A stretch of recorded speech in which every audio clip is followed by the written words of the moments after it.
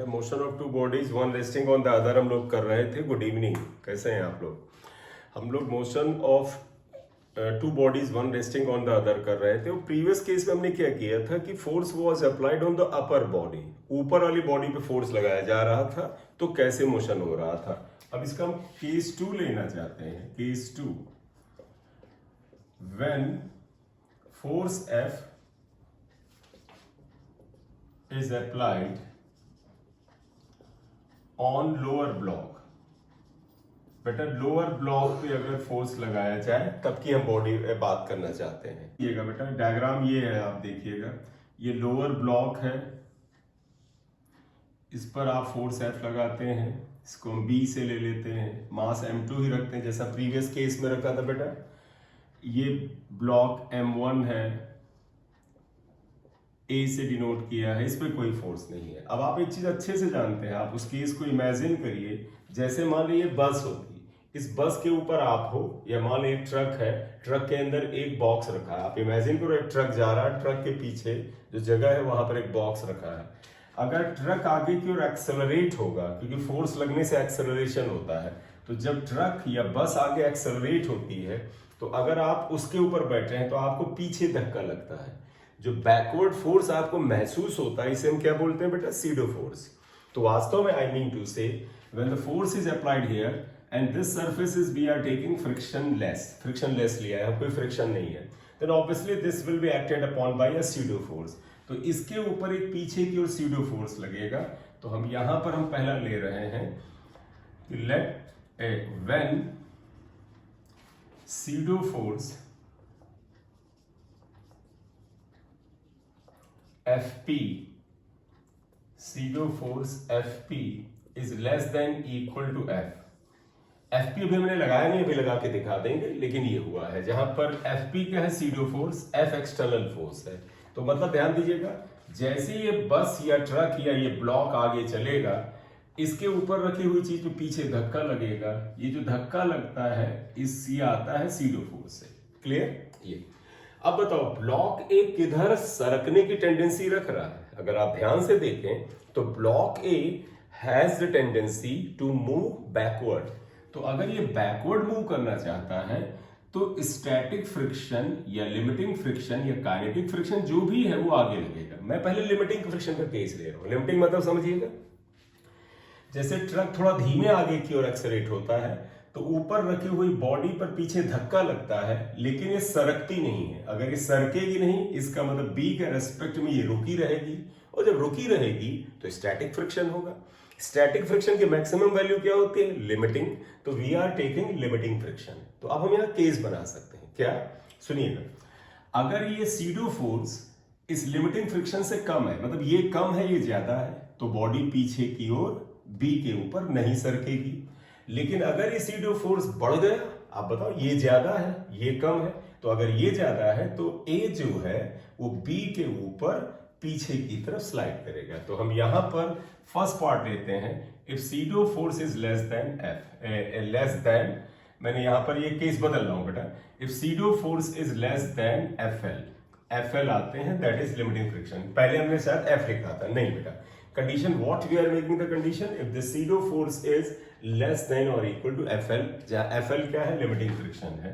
तो FL is limiting friction. तो अगर FL लिमिटिंग फ्रिक्शन है तो हम ये कंडीशन ले रहे हैं। क्लियर? यार तो अब आप बताइएगा, अगर पीछे वाला ये फोर्स लिमिटिंग फ्रिक्शन से छोटा है या बराबर है तो A जो होगा B से चिपका रहेगा, और दोनों के दोनों आगे की तरफ एक कॉमन एक्सेलरेशन A से मूव करेंगे। तो आप लिखोगे then A and B move together with common acceleration A equal to, तो पता कॉमन एक्सेलरेशन होता है net force, net external force बेटा, अपॉन टोटल मास। अगर आप गौर से देखें नेट एक्सटर्नल फोर्स ये है, यानी F अपॉन मास कितने के बराबर है? M2 प्लस M1 या M1 प्लस M2 इसके बराबर है। क्लियर? तो A इक्वल टू आप आ जाएगा एक्सेलरेशन, ये हो गया आपका F upon M1 plus M2। तो तुम कहोगे कि इस केस में जब हमें ये कंडीशन लगाई थी, इस समय बॉडी इतने यानी पूरा सिस्टम इतने एक्सेलरेशन से आगे बढ़ेगा। क्लियर? ये आया। तो अगर हम अब इस कंडीशन को फिर से उठाएं, आप इतना नोट कर लो, आपको स्क्रीनशॉट लेना है वो ले लो, और फिर यहां पर हम आगे बढ़ते हैं। कर लिए? चलिएगा, इस केस को ध्यान रखें, common acceleration F upon m1 plus m2 को ध्यान रखें। स्क्रीनशॉट आपने ले लिया, थोड़ी सी स्पेस बनाएंगे। अब आप देखिएगा, अब हम इस कंडीशन में से फिर रखना चाहते हैं, जरा ध्यान रखिएगा। देखो, सिंस Fp जो सीडो फोर्स है, आप ध्यान रखना, Fp is less than equal to क्या था? Limiting friction. अब जरा आइएगा, Fp कितने के बराबर? आप सबको याद होगा, अगर एक्सेलरेशन a है तो ये Fp फोर्स इस पे लग रहा है, ये फोर्स कितना होगा? m1a, mass of this and common acceleration. तो ये हो जाएगा m1a less than equal to Fl। आपको पता है क्या होगा? इसका वेट m1g होगा। अगर नॉर्मल रिएक्शन अगर n के बराबर है या n1 के बराबर है, तो तुम्हें पता है फ्रिक्शन, लिमिटिंग फ्रिक्शन हो जाएगा μs is coefficient of static friction into n1, यानी कि m1 a की वैल्यू रखना चाहे तो बेटा ये रख लीजिएगा F upon m1 plus m2, जो ऑलरेडी क्वेश्चन 2 में निकाल चुके हैं, less than equal to μs, n1 कितना है? m1g। You can see here m1g is equal to n1, right? m1 cancel हो जाएगा, तो देयरफॉर अगर f निकाले तो f is less than equal to m1 plus m2 μsg, इतने के बराबर आएगा। ये बड़ी इंपॉर्टेंट कंडीशन आती है। ये क्या बताती है बेटा? आप ध्यान रखना, अगर आप चाहते हैं कि ये दोनों एक दूसरे में चिपके हुए आगे बढ़े, यानी A जो है B के ऊपर आगे पीछे ना सरके, पीछे सरकेगा, पीछे ना सरके, तो आपका ये फोर्स क्या होना चाहिए? इतना होना चाहिए। अगर आप ध्यान से इसे पढ़ो, क्या है? F शुड बी इधर लेस देन और इक्वल टू, यानी F की वैल्यू या तो छोटी हो इससे या बराबर हो। छोटी का मतलब मैक्सिमम हुआ ना, तो therefore maximum external force required to move both bodies, both blocks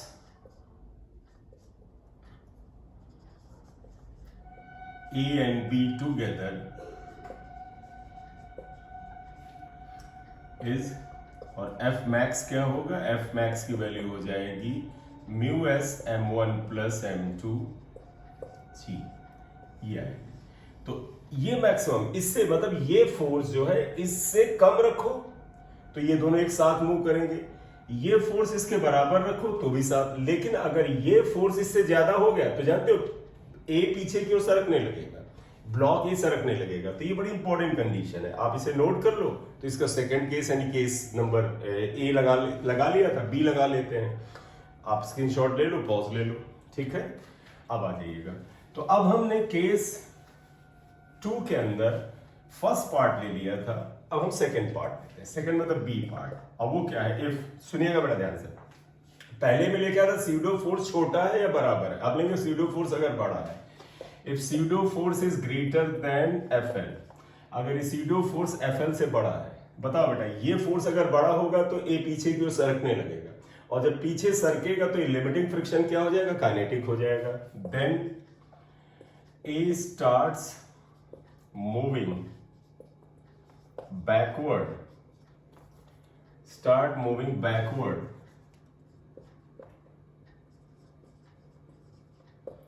with acceleration, with backward with respect to B के रेस्पेक्ट में बैकवर्ड मूव करने लगेगा।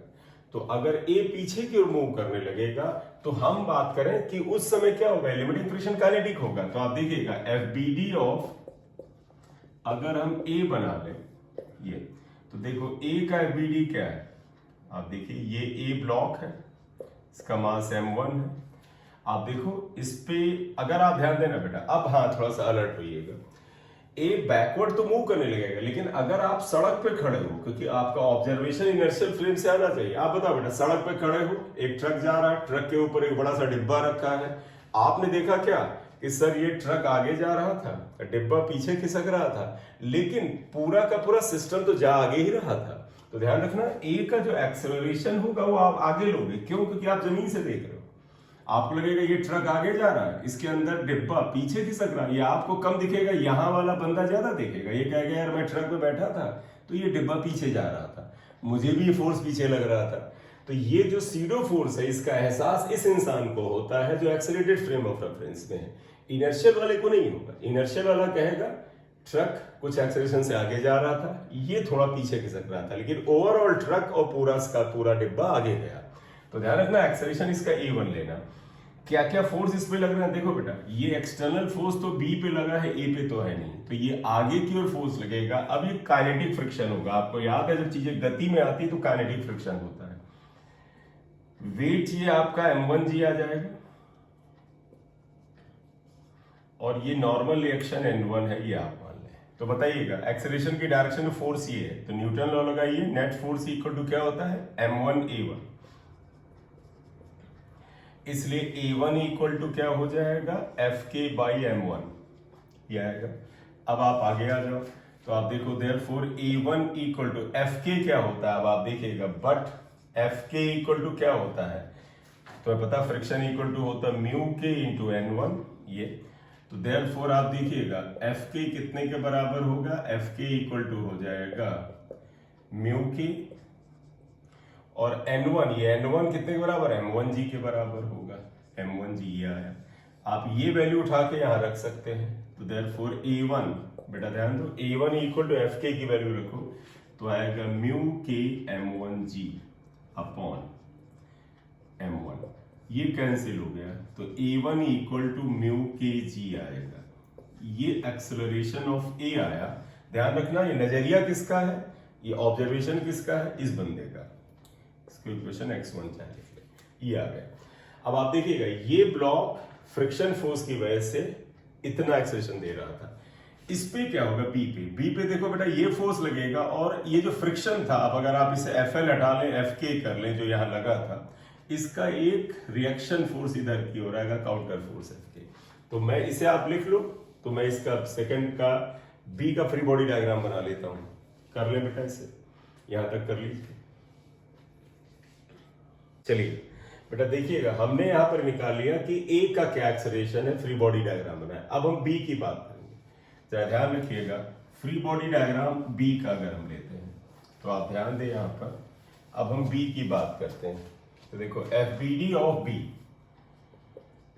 FBD ऑफ बी, बी का अगर फ्री बॉडी डायग्राम बनाए, बी ब्लॉक ये है बेटा, देखो बी का ये हाल, ये बी ब्लॉक, बी ब्लॉक में फोर्स F है। देखो इसके ऊपर ये काइनेटिक फ्रिक्शन का रिएक्शन बैकवर्ड लगेगा, ये इधर लगेगा, और इसका एक्सेलरेशन हम A2 मान लें। ये बी ब्लॉक है, मास m2 है, इतना आएगा। नीचे यहां फ्रिक्शन हमने माना था कुछ है नहीं, तो यहां पर नॉर्मल रिएक्शन का कोई रोल नहीं है। बताइएगा नेट फोर्स क्या लगेगा? F minus Fk equal to mass into acceleration. Acceleration equal to F minus Fk upon m2 आएगा। Fk की वैल्यू हमें फाइंड आउट कर चुके हैं, तो क्या आएगा? F माइनस Fk क्या था? म्यू के m1g आया था upon m2। This would be the acceleration of B block, obviously बात due according to the person on the ground. Clear? देखो ये बी ब्लॉक जो है इसका एक्सेलरेशन ये है, ए ये है। आप ध्यान रखना, अगर ये ए ब्लॉक, आप ध्यान दो इसमें, तो ऐसे रिलेटिव एक्सेलरेशन निकाल लेते हैं। पर therefore relative acceleration of A with respect to B अगर निकालें तो ये आएगा A12 equal to A1 minus A2 आएगा। तो यानी A12 इक्वल टू A1 की वैल्यू आया था म्यू के जी माइनस F माइनस म्यू के m1g अपॉन m2। तो ये आपका रिलेटिव एक्सेलरेशन रहेगा। जब न्यूमेरिकल डेटा होगा आसानी से सिंप्लीफाई कर लेंगे हम लोग। तो इसको आप चाहें तो इसको इक्वेशन अगर मान ले y1 लिखा था, इसको y2 लिख। अब वही केस करेंगे जो पीछे हम लोगों ने किया था। आप इसे कस का बेटा स्क्रीनशॉट ले लो, पॉज दे दो। राइट? अब आप ध्यान करो, अगर हमने ब्लॉक बी की लंबाई L ले ली है और तो ए कितनी देर में गिरेगा। तो ध्यान रखना, जैसे हम ये ले लें, देखो ये ब्लॉक बी है, इसकी कुछ लंबाई ले लेते हैं। ये ब्लॉक बी है, इसका मास m2 था, ए यहां पे था, मान लो ए यहां पर सीधे रखा था, ये ए था, इसका मास m1 था, इनिशियल वेलोसिटी इसकी 0 थी। क्लियर। इस पे सीडो फोर्स पीछे लग रहा था, तो इसलिए यहां से यहां तक जाके अगर वो गिरे तो वो इतनी दूरी तय करेगा। तो टाइम अगर पूछे तो लिख दे let L is the length of block B and T is time taken by A to fall. Therefore equation बेटा वही लगाओगे, ut plus half at square, s की जगह लिखो L। देखो यहां से यहां गिरेगा तो दूरी इतनी तय करेगा, इनिशियल वेलोसिटी 0 है, plus half a would be a12 into T square. तो फार्मूला तो सिमिलर ही जाएगा, a12 आपको दिख रहा है, तो आप देयरफॉर आप देखें t equal to 2l upon a12 का अंडर रूट, ये आ जाता है। This will be the time taken. a12 यहां से रख करके यहां सब्स्टिट्यूट करें तो आंसर आ जाएगा। क्लियर। तो ये एक इंपॉर्टेंट केस है और बहुत ही इंपॉर्टेंट केस है, आप इसे कर लें। बेटा एक न्यूमेरिकल लीजिएगा, बड़ा इंपॉर्टेंट है, और हम कैसे अप्रोच करेंगे उस पे आते हैं। देखो कहते हैं a block A of mass 2 kg rest on another block of mass 8 kg which rest on a horizontal floor. तो आप देखो बी ब्लॉक जो है वो हॉरिजॉन्टल फ्लोर पे है, ये ब्लॉक बी ये हॉरिजॉन्टल फ्लोर पे है, 8 किलोग्राम का इसका मास है, 8 किलोग्राम का मास है। ठीक है। कहते हैं coefficient of friction between A and B, यानी इसके ऊपर एक ए ब्लॉक है, इसका मास इन्होंने 2 किलोग्राम दे रखा है, 2 किलोग्राम, ये ए से डिनोट किया है। इन दोनों के बीच में जो फ्रिक्शन है, आप mu coefficient of friction between A and B is 0.2, ये 0.2 दिया है। while that between B and ground is 0.5। बेटा ये B है और ये ग्राउंड है, इसके बीच में म्यू BG जो है that is equal to 0.5 है। कहते हैं horizontal force of 25 Newton is applied on B। आप इस ब्लॉक B पे आप 25 न्यूटन का फोर्स लगाते हैं, तो कहते हैं बताओ इसके बीच में फ्रिक्शन क्या है। एक चीज आपको बड़े अच्छे से ध्यान होगा बेटा, तुम ये मत कहना कि सर म्यू दे रखा है A और B के बीच में और इसका वेट दे रखा है ये, तो तुम कहोगे सर इसका वेट जो आएगा 2g नीचे लगेगा, नॉर्मल रिएक्शन ऊपर लगेगा, तो तुम्हारे मन में सीधे आ जाएगा कि सर इधर की ओर फ्रिक्शन लगेगा, जो उसे हम लिख देंगे म्यू, यानी ये mu A B into n1। लेकिन ऐसा मत करना, क्यों? क्योंकि तुम्हें पता है रफनेस से फ्रिक्शन फोर्स नहीं लगता है, रफनेस है यहाँ, इसके और इसके बीच में फ्रिक्शन फोर्स बेटा कब लगेगा, जब ब्लॉक ए जो है वो बी ब्लॉक के रेस्पेक्ट, मतलब ब्लॉक ए जो है वो बी के रेस्पेक्ट में पीछे की ओर या आगे की ओर सरकने की कोशिश करे। आपको याद होगा फ्रिक्शन तभी फंक्शन में आता है, तभी एक्शन में आता है, जब दो बॉडीज कांटेक्ट में रिलेटिव मोशन की टेंडेंसी बनती है। मतलब ब्लॉक रखा है तो फ्रिक्शन नहीं होगा, आप स्टैटिक फ्रिक्शन का जाके केस एक बार पढ़ लीजिएगा, ठीक है। तो ऐसे केस में सबसे पहले हमें ये चेक करना चाहिए क्या ए जो है ये पीछे बढ़ने की टेंडेंसी रखता है। इसके लिए तुम बात करो कि बी ये और ग्राउंड के बीच में लिमिटिंग फ्रिक्शन क्या है, क्योंकि जब ये फोर्स दिया है, ये कोएफिशिएंट फ्रिक्शन दिया है, ये स्टैटिक फ्रिक्शन होगा, राइट।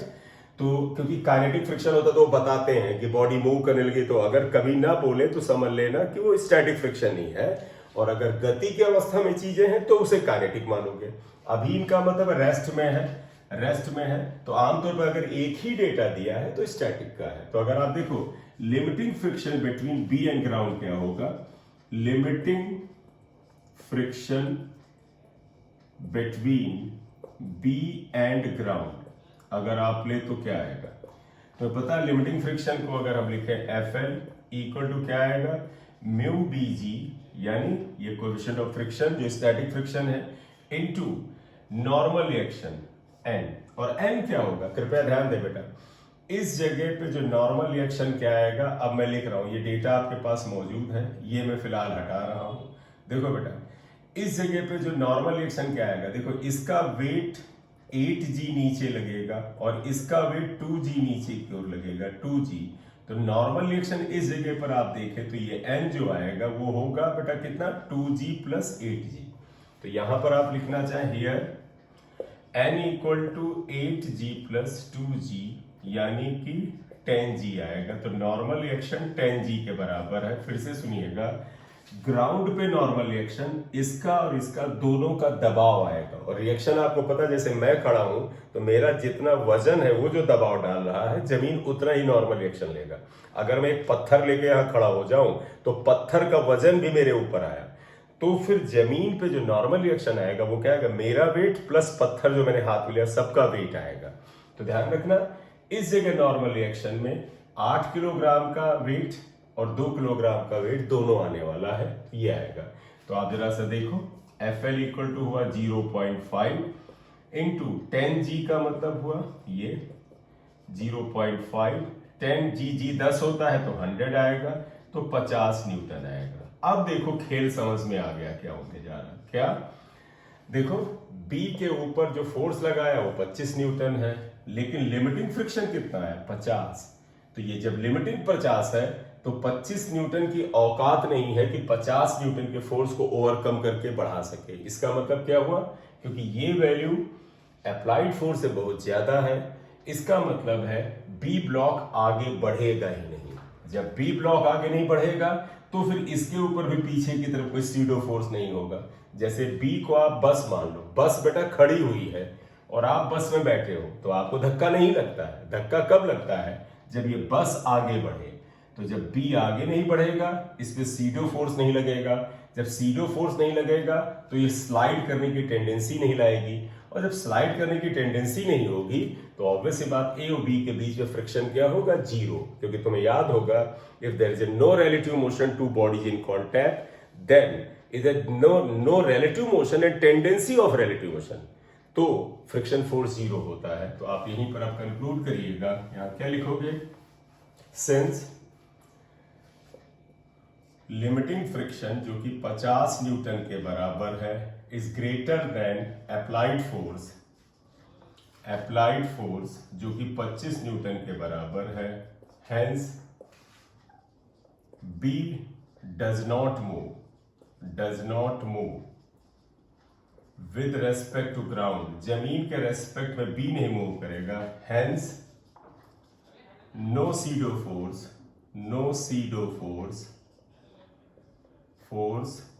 एक्ट्स ऑन ए पे कोई सीडो फोर्स नहीं होगा, और देयरफॉर